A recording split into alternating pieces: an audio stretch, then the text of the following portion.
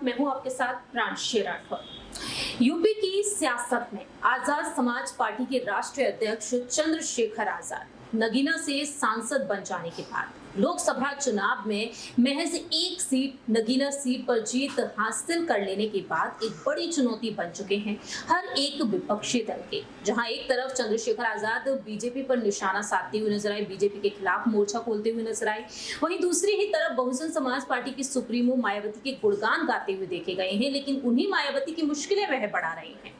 और अब देखा जा रहा है कि चंद्रशेखर आजाद जो इंडिया अलायंस से दूर हटते हुए नजर आए, तो क्या एक बार फिर से इंडिया अलायंस की तरफ उनका रुख हो सकता है या फिर नहीं? सपा मुखिया अखिलेश यादव के साथ एक बार फिर से चंद्रशेखर आजाद नजर आएंगे या फिर नहीं, इस पर एक बार फिर से सभी की नजरें टिक चुकी हैं।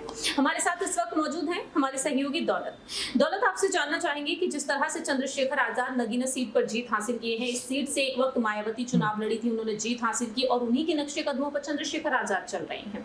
ऐसे में देखा जा रहा है दौलत साफ तौर पर कि चंद्रशेखर आजाद एक बड़ी मुसीबत मायावती के लिए, उनके भतीजे आकाश आनंद के लिए बन रहे हैं, क्योंकि दलित वोट बैंक को वह साधने की कोशिश में है और साथ ही साथ मुस्लिम वोट बैंक को भी। और मुस्लिम वोट बैंक पर अगर बात कर ली जाए तो एम और वाई फैक्टर यानी कि मुस्लिम और यादव फैक्टर समाजवादी पार्टी अब तक यूपी में संभालती हुई नजर आई है। तो क्या वाकई में ये मान लिया जाए कि चंद्रशेखर आजाद हर एक दल के लिए उत्तर प्रदेश में अब एक बड़ी चुनौती बन चुके हैं?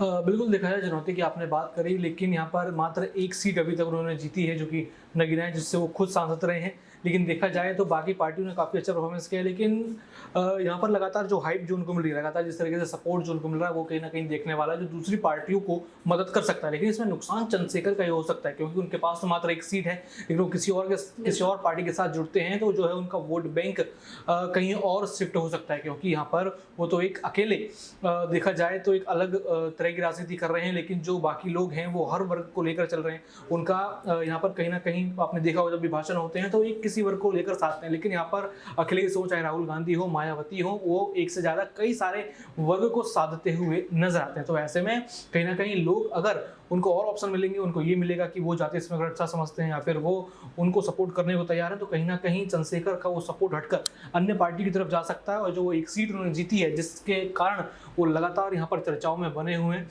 वो बड़ी नुकसान उनको यहाँ पर हो सकती है। तो देखा जाए तो पूरी तरीके से चंद्रशेखर आजाद सपोर्ट देना चाहें तो किसी को भी दे सकते हैं, लेकिन वो सपोर्ट कहीं ना कहीं उनके लिए ही घातक यहाँ पर बन सकता है, क्योंकि जो अखिलेश यादव और राहुल गांधी ने इन लोकसभा चुनावों में करके दिखाया वो शायद वो सब मिलकर नहीं कर पाए थे। यहाँ पर चंद्रशेखर आजाद भी मोर्चा खोले हुए हैं, मायावती हैं, हालांकि मायावती कुछ ऐसा बयान नहीं देती, लेकिन फिर भी वो कुछ नहीं हो पाया। लेकिन जब उन्होंने यहाँ पर सभी जातियों को लेकर एक समीकरण बनाया, पीडीए की बात करी, यहाँ पर मुस्लिम और यहाँ पर आपने कहा कि यादव की बात करी, तो ये चीज़ें चली और कहीं ना कहीं जो हिंदुत्व वाला एजेंडा था वो यहाँ पर खत्म हुआ। लेकिन चंद्रशेखर आजाद कहीं ना कहीं इस चीज को पीछे करने में, हिंदुत्व वाला जो एजेंडा है बीजेपी का, वो करने में नासफल रहेंगे और ऐसे में बाकी पार्टियों की भी ताकत यहाँ पर घटती नजर आएगी। तो देखा जाए चंद्रशेखर आजाद यहाँ पर अगर किसी पार्टी के साथ मिलेंगे तो उनको शायद फायदा ना हो, लेकिन बाकी पार्टी यहाँ पर फायदा ले सकती है।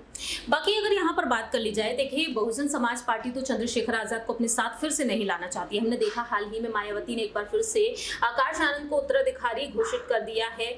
उत्तर प्रदेश में जो 9 सीटों पर उपचुनाव होने जा रहे हैं उन्हें मद्देनजर रखते हुए उत्तराखंड में देखा जाए तो आकाश आनंद को स्टार प्रचारक बना दिया गया है, क्योंकि उत्तराखंड में भी अब उपचुनाव होने जा रहे हैं। ऐसे में यहाँ पर अगर बात कर ली जाए चंद्रशेखर आजाद के बारे में, तो चंद्रशेखर आजाद की दाल अब कहीं ना कहीं बहुजन समाज पार्टी में तो गलती हुई नजर नहीं आ रही है।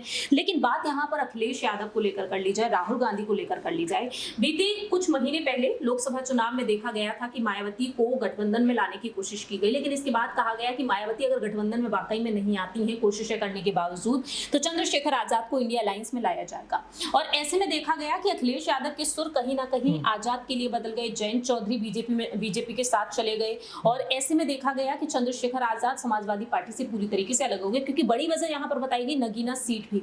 नगीना सीट को चंद्रशेखर आजाद ने नहीं दिया और अखिलेश यादव प्रियंका गांधी से भी कहते हैं कि चाहे कुछ भी हो जाए लेकिन नगीना सीट उन्हें नहीं दूंगा। लेकिन अब यहाँ पर आज के समय में बात कर ली जाए, क्या चंद्रशेखर आजाद के जरिए अब अखिलेश यादव बाकी के वोट बैंक को साधने की कोशिश करेंगे आगामी विधानसभा चुनाव को मद्देनजर रखते हुए? क्या चंद्रशेखर आजाद को अपनी तरफ लाने की कोशिश करेंगे? क्योंकि देखा गया है कि राहुल गांधी और प्रियंका गांधी के काफी खास माने जाते हैं चंद्रशेखर आजाद। तो क्या कोई पहल वगैरह अब की जा सकती है? क्योंकि हाल ही में अपने एक इंटरव्यू में चंद्रशेखर आजाद ने यह भी कहा कि अखिलेश यादव से लोकसभा चुनाव से पहले फोन पर बातचीत हुई थी, लेकिन अब शायद ही अगर कोशिश की जाएगी तो शायद ही वह उस तरफ जाना चाहेंगे। तो अखिलेश को लेकर आप क्या कहना चाहेंगे? हाँ बिल्कुल, देखिए अखिलेश यादव ने कहीं ना कहीं पकड़ लोकसभा में बना ली है, वही पकड़ वो विधानसभा में बनाकर रखना चाहेंगे। अगर यहाँ पर जैसे लोकसभा चुनाव के लिए इंडिया अलायंस हुआ, अगर विधानसभा में भी ऐसी कुछ होता है तो बिल्कुल यहाँ पर उनको फायदा होगा। लेकिन यहाँ पर देखा जाए तो उनका विचार कहीं ना कहीं चंद्रशेखर आजाद को साथ लेके चलना होता है, लेकिन सीट पर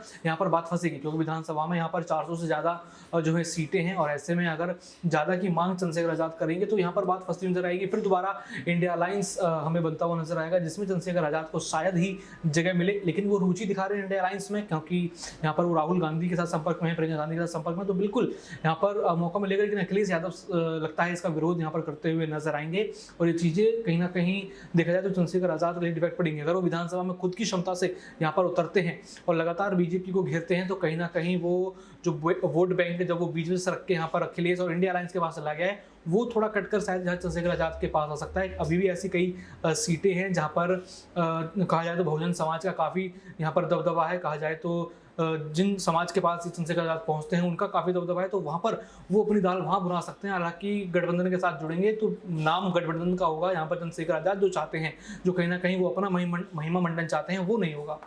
देखिए, चंद्रशेखर आजाद जिस तरीके से कोशिशें करते हुए नजर आ रहे हैं, क्योंकि संसद के रास्ते तो उनके लिए खुल ही चुके हैं, सांसद वह बन चुके हैं, तो अब यहाँ पर ये वाकई में बड़ा सवाल बन चुका है कि आजाद आखिरकार क्या कुछ कमाल करके दिखाएंगे। आपको बताते चलें कि चंद्रशेखर आजाद की तरफ से भी प्रत्याशियों की लिस्ट जारी की जा रही है उपचुनाव के लिए। तो आखिरी छोटा सा सवाल यहाँ पर दौलत यही रहेगा कि मायावती ने आकाश आनंद को आगे कर दिया। आकाश आनंद जो चंद्रशेखर आजाद के लिए एक मुसीबत बनते हुए नजर आए, युवा नेता के तौर पर आकाश भी उभर कर सामने आए हैं। जब उन्हें उत्तराधिकारी के पद से हटाया गया, नेशनल कोऑर्डिनेटर के पद से हटाया गया, बीजेपी पर उन्होंने हमला बोला था, इसके बाद उनके खिलाफ एफआईआर दर्ज हो गई। तो मायावती ने भी यहाँ पर चालाकी दिखाई और आकाश आनंद के भविष्य को पूरी तरीके से सेव करती हुई चली। तो अब ऐसे में आकाश आनंद का एक बार फिर से मैदान में आ जाना, ऐसे में चंद्रशेखर आजाद और अखिलेश यादव के लिए कितनी बड़ी मुश्किलें खड़ी हो सकती हैं, और क्या यही मुश्किलें एक बार फिर से चंद्रशेखर आजाद और अखिलेश को एक साथ ला पाएंगी? और देखिए कहीं ना कहीं आकाश आनंद के बयान मुश्किल उनके लिए बन गए थे, लेकिन फिर दोबारा यहाँ से उनको माफ़ कर दिया गया, उत्तर अधिकारी बना दिया गया, क्योंकि अभी यूपी में कड़ी चुनौती है, पहले उपचुनाव की फिर विधानसभा चुनाव की, उसको पार करना है। क्योंकि अभी यहाँ पर आप देखें तो 3 या 4 साल हैं अभी उनके हाथ में कि वो यहाँ पर अपने आप को और थोड़ा निखार सकते हैं। यहाँ पर अपने आप को देखा जाए तो पूरी तरीके से वो बना सकते हैं, एक विधानसभा के नेता के तौर पर अपने आप को दर्शा सकते हैं, और पूरी तरीके से वो पूरे यूपी में आप देखेंगे बहुजन समाज को मजबूत करते हुए नजर आएंगे। और ऐसे में जो वोट बैंक कहीं ना कहीं चंद्रशेखर आजाद जाने की कोशिश कर रहे हैं, वापस बीएसपी के पास आ गए, तो बीएसपी का कोर वोटर है जो उनसे बिछड़ गया, क्योंकि मायावती इतनी एक्टिव नहीं रही। मायावती कहीं ना कहीं लगातार पहले में छुपती रही, वो खुलकर किसी भी पार्टी का विरोध नहीं कर पाई, तो कहीं ना कहीं वो चीज़ें वापस होंगी। मायावती वाला दौर शायद तो ना आए, लेकिन कहीं ना कहीं बीएसपी का दौर वापस आ सकता है, और ऐसे में विधानसभा में बड़ी चोट बीजेपी को भी मिलेगी, इंडिया अलायंस को भी मिलेगी और चंद्रशेखर आजाद को भी मिलेगी। बिल्कुल, अब आने वाले दिनों में यही देखना होगा कि चंद्रशेखर आजाद और अखिलेश यादव एक बार फिर से साथ में आएंगे या फिर नहीं। प्रियंका गांधी जिन्हें चंद्रशेखर आजाद अपनी बहन के समान मानते हैं, क्या एक बार फिर से ये कोशिशें की जाएंगी इंडिया अलायंस में लाने के लिए? क्या चंद्रशेखर आजाद को लेकर रणनीतियां बनाई जाएंगी या फिर नहीं, ये देखना काफी ज्यादा दिलचस्प होगा। देखते हैं कि आने वाले दिनों में अखिलेश यादव एक बार फिर से चंद्रशेखर आजाद को अपनी तरफ साथ में लाएंगे या नहीं। फिलहाल इस खास प्रोग्राम में इतना ही। देश और दुनिया की तमाम खबरों के लिए आप देखते रहिए UIP न्यूज़। धन्यवाद।